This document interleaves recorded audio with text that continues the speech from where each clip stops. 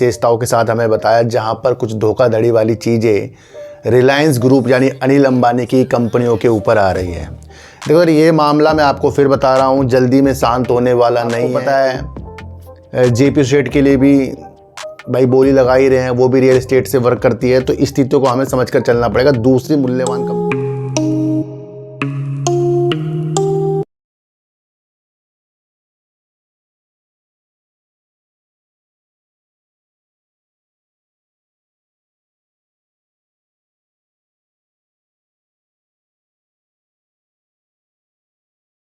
नमस्कार, मैं स्वागत करता हूं आपका अपने ही चैनल पर जिसका नाम है सार्थक बाजार से। यहां पर आपको देखने को ये मिल रहा है 2-4 दिन से कि ईडी ने अपनी जांच पूरी करी और फिर ईडी ने समन भी 17,000 करोड़ रुपए की विशेषताओं के साथ हमें बताया, जहां पर कुछ धोखाधड़ी वाली चीज़ें रिलायंस ग्रुप यानी अनिल अंबानी की कंपनियों के ऊपर आ रही है। देखो ये मामला मैं आपको फिर बता रहा हूँ, जल्दी में शांत होने वाला नहीं है। एक न्यूज़ और निकल कर आई है जहाँ पर ईडी ने SECI यानी कि भारतीय सौर ऊर्जा निगम को एक सौंपी गई थी अनिल अंबानी द्वारा कंपनियों द्वारा एक गारंटी, उस गारंटी को फर्जी पाया गया है। और SECI आपको पता है कि नवकरणीय ऊर्जा के लिए कितना महत्वपूर्ण है और वो कितनी निविदाएं निकालता है। और उसमें भी अनिल अंबानी वाली न्यूज़ पहले भी आई थी जहां पर बैंक गारंटी वाली चीज़ें थी, फिर वो एक अलग नीतियों के साथ आई थी। पर आज ईडी ने उस स्थितियों को फिर से उजागर कराया, उस स्थितियों को हम समझेंगे। देखो सर, अनिल अंबानी की किस्मत मुझे लगता है अच्छी हो जाती है, फिर दोबारा से कुछ ना कुछ चीज़ें हो जाती है, पर वो पुराने कर्तव्यों के हिसाब से हो रही है। जो पुराने इन्होंने जो चीज़ें की थी करती है उसके अनुसार ये चीज़ें हो रही हैं, पर कुछ नई विशेषताओं के साथ नहीं देखने को मिल रही। जितनी भी चीज़ें हैं ईडी करे या सेबी के द्वारा हो रही है या गारंटी स्थितियों के साथ हो रही है, ये पुरानी बीती चीज़ें हैं, वो अब फिर से दोबारा निकल कर आ रही है और वो इफेक्ट डाल रही है। और वो डाल रही है दोनों की, जो इनकी कंपनी है, दोनों कंपनी के ऊपर ज़्यादा इफेक्ट डाल रही है। और फिर से एक न्यूज़ निकल कर आई है, उस स्थिति को भी आज हम समझेंगे। दूसरा बात करेंगे भारतीय जीवन बीमा निगम जो हमारा है LIC, और सरकार जो है IDPI बैंक के अंदर बहुत बड़ा स्टेक लेकर बैठी है और वो अपनी विशेषताओं को कम करेंगे, तो उसकी एक न्यूज़ निकल कर आ रही है, उसके बारे में बात करेंगे। इन दोनों की बात करने से पहले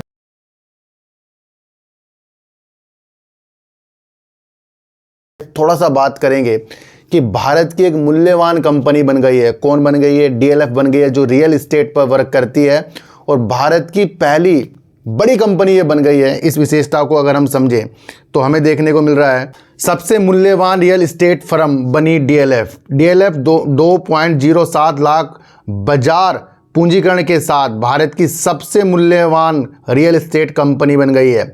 इसके अलावा 52,400 करोड़ रुपए वाली गौतम अडानी की अदानी रियल्टी सबसे मूल्यवान गैर सूचीबद्ध भारतीय रियल एस्टेट फर्म है। देखो सर, एक स्थिति आप समझना, पहली तो DLF है, दूसरी जो कंपनी है वो है गौतम अडानी जी की। और गौतम अडानी जी आपको पता है जेपी सेठ के लिए भी भाई बोली लगा ही रहे हैं, वो भी रियल एस्टेट से वर्क करती है, तो इस स्थितियों को हमें समझकर चलना पड़ेगा। दूसरी मूल्यवान कंपनी अडानी ग्रुप की है, पर वो अभी सूचीबद्ध नहीं है। तो पहली कंपनी जो है रियल एस्टेट की बनी है।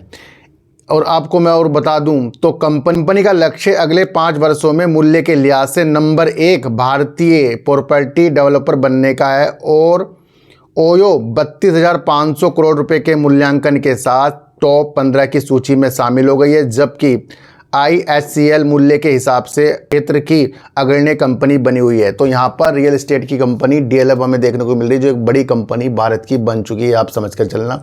दूसरी अगर हम बात करें तो एक न्यूज़ निकल कर आ रही है, ईडी ने अनिल अंबानी से जुड़े फर्जी बैंक गारंटी रैकेट की जाँच की। SECI को दी गई 68.2 करोड़ रुपए की गारंटी फर्जी पाई गई है, तो ये आप समझ कर चलना। ईडी ने शुक्रवार को कहा कि उसने फर्जी बैंक गारंटी रैकेट की मनी लॉन्ड्रिंग जांच शुरू की है, जो अब Anil Ambani group of company से जुड़े गई है। तो ये बड़ी एक न्यूज़ निकल कर आ रही है। जो कल मैंने आपको 17,000 करोड़ रुपए की चीज़ें बताई थी, तो उस स्थिति को भी आप समझ कर चलें। संघीय एजेंसी ने कहा कि उसने अनिल अंबानी ग्रुप की कंपनी और भारतीय सौर ऊर्जा निगम SECI को सौंपी गई 68.2 करोड़ रुपए की एक फर्जी बैंक गारंटी के बीच संबंधों का खुलासा किया है। ईडी के अनुसार इसी से जुड़े एक मामले में पहले जब्त किए गए अनिल अंबानी ग्रुप की कंपनियों के मामले में 24/7/2025 को की गई तलाशी के दौरान का वर्तमान जांच से सीधा संबंध है। ईडी के अनुसार ये फर्जी guarantee messrs Reliance NU BESS limited और messrs Maharashtra energy generation limited के नाम पर जारी की गई है, जो दोनों अनिल अंबानी ग्रुप से जुड़ी हुई है। यानी कि अनिल अंबानी जिस तरीके से नवकरणीय ऊर्जा की तरह आगे अपनी स्थिति को बता रहे हैं, पर SECI जो निविदाएं निकालता है उसके अंदर जो इन्होंने गारंटी लगाई थी वो फर्जी की स्थितियों के साथ ईडी बता रहा है। तो ये क्या है? ये एक निगेटिव असर जो है अनिल ग्रुप पे पड़ रहा है, यानी कि रिलायंस ग्रुप पे पड़ रहा है, ये आप समझ कर चलना। दूसरी तरफ अगर हम देखें तो ईडी द्वारा अब तक प्राप्त अन्य निष्कर्ष क्या क्या चीज़ें हो चुकी हैं। प्रारंभिक जांच शुरुआती जांच से पता चला है कि समूह ने कमीशन के लिए फर्जी बिल भी जारी किए हैं, निगेटिव है। ईडी ने कहा कि कई अघोषित बैंक खातों का पता चला है, इन बैंक खातों में करोड़ों रुपए के संदिग्ध लेन देन पाए गए हैं। ईडी के अनुसार कंपनी सिर्फ एक कागजी संस्था है, इसका पंजीकृत कार्यालय एक रिश्तेदार की आवासीय संपत्ति है, पते पर कंपनी का कोई वैधानिक रिकॉर्ड नहीं मिला। ये सबसे निगेटिव चीज़ है कि कागजी रूप से जो चीज़ें दिखाई गई हैं और रिश्तेदार की चीज़ें दिखाई हैं, ये एक बहुत निगेटिव चीज़ है जो ईडी हमें बता रहा है। कई कंपनियों के साथ संदिग्ध वित्तीय लेन देन का पता चला है। ग्रुप के प्रमुख व्यक्ति टेलीग्राम एप्लीकेशन का उपयोग करते हुए पाए गए, जिसमें गायब होने वाले संदेश सक्षम थे, जो संचार को छिपाने के प्रयासों का संकेत देता है।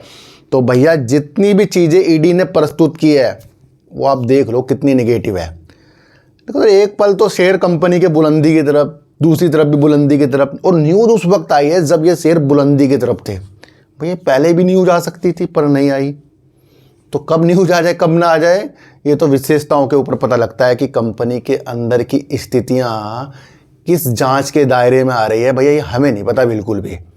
पर मैंने आपको कई बार कहा था कि जिस भी कंपनी की आपकी नज़र हो, सोच कर चलो कभी ना कभी तो निगेटिव न्यूज़ आएगी। शुरुआती तौर में मैं आपको जब मैं चैनल बनाया था बता कर गया हूँ कि कभी भी निगेटिव न्यूज़ का असर कभी ना कभी किसी ना किसी ग्रुप में ज़रूर पड़ेगा। चाहे अडानी ग्रुप में नहीं पड़ा है, वेदांता में नहीं पड़ता है, कई बड़ी बड़ी कंपनी रिलायंस ग्रुप में नहीं पड़ता है ना। पर जो कंपनी छोटी से बहुत बड़ी हो जाए, मतलब भागता रहे उसका शेयर, उसके अंदर ज़्यादा रिटेलर की जो इन्वॉल्व चीज़ें हो जाती हैं वो बड़ी टेंशन लेकर जाती है, क्योंकि वो फिर न्यूज़ निकल कर आती है ना, तो रिटेलर ही इसके अंदर टेंशन वाली चीज़ें आ जाती हैं और सारी चीज़ें जो हो रही है वो आपके सामने हो रही है। तो इसलिए विशेषताओं के तौर पर किसी भी कंपनी की तरफ बहुत ज़्यादा आपको विशेषताएं नहीं लगानी है ना।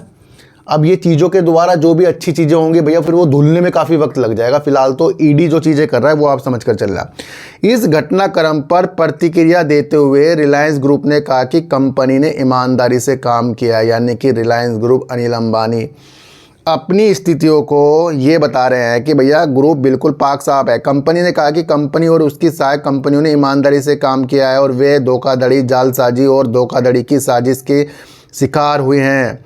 कंपनी ने 7 नवंबर 2024 को स्टॉक एक्सचेंजों को इस बारे में उचित जानकारी दे दी है। इस संबंध में तीसरे पक्ष के खिलाफ 16 अक्टूबर 2024 को दिल्ली पुलिस की आर्थिक अपराध शाखा में एक आपराधिक शिकायत दर्ज कराई जा चुकी है। कानूनी प्रक्रिया का पालन किया जाएगा। यहाँ पर अनिल ग्रुप जो कह रहा है, यानी कि रिलायंस ग्रुप जो कह रहा है कि वो बिल्कुल साफ़ सुथरे हैं, नियमों के अनुसार उन्होंने वर्क किया है, पर ईडी ने जो जांच रखी है भैया वो आगे अब और चीज़ों के साथ आपको देखने को मिलेगी जो एक निगेटिव असर डाल रही है। तो कहना मुश्किल है कि अगर कंपनी कह रही है कि हम बिल्कुल सही हैं तो भैया वो तो इसका चीज़ें ईडी करेगा, हम और आप नहीं कर सकते।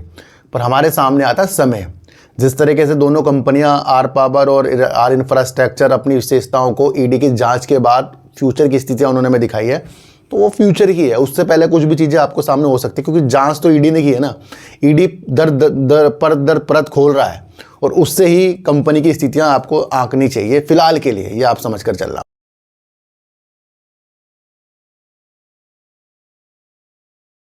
अब बात करेंगे सरकार अक्टूबर दिसंबर तक आईडीबीआई बैंक में हिस्सेदारी बिक्री के लिए वित्तीय बोलियां आमंत्रित करेगी, विनिवेश सचिव के द्वारा कहा गया है।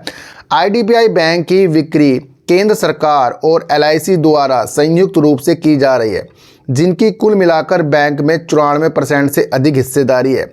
प्रस्तावित लेन देन में कुल 60.72% हिस्सेदारी बेची जाएगी। IDBI बैंक की हिस्सेदारी बिक्री से सरकार और LIC को लगभग 50,000 करोड़ रुपए मिलने का उम्मीद है।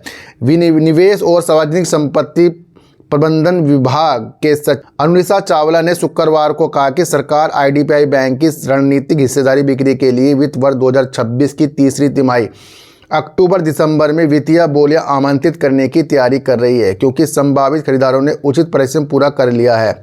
चावला ने संवाददाताओं से कहा कि इच्छुक बोलीदाताओं के लिए सभी डेटा रूम प्रोटोकॉल को अंतिम रूप दे दिया गया है।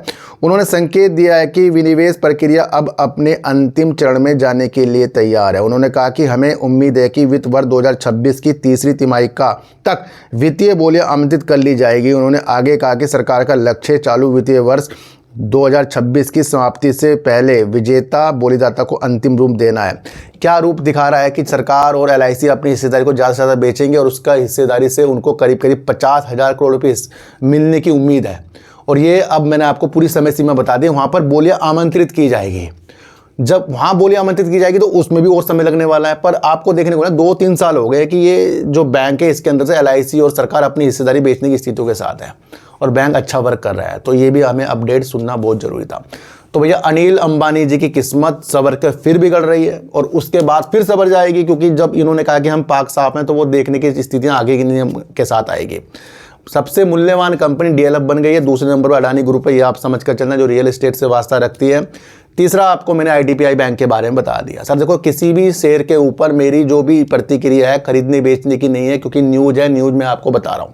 कोई भी मेरा टेलीग्राम, कोई भी व्हाट्सएप ग्रुप नहीं है और ना ही आज तक मैंने बनाया है। तो सर सच्ची वीडियो देखिए, अच्छी वीडियो देखिए, समझ कर देखिए। सर चीटी को आटे दीजिए, गाय को रोटी दीजिए और अपने बच्चों को ज़्यादा से ज़्यादा प्यार कीजिए, क्योंकि बच्चे ही आपकी मासूमियत से किस्मत पलटेंगे। तो फिर मिलेंगे आपसे नई वीडियो के साथ, जब तक के लिए नमस्कार।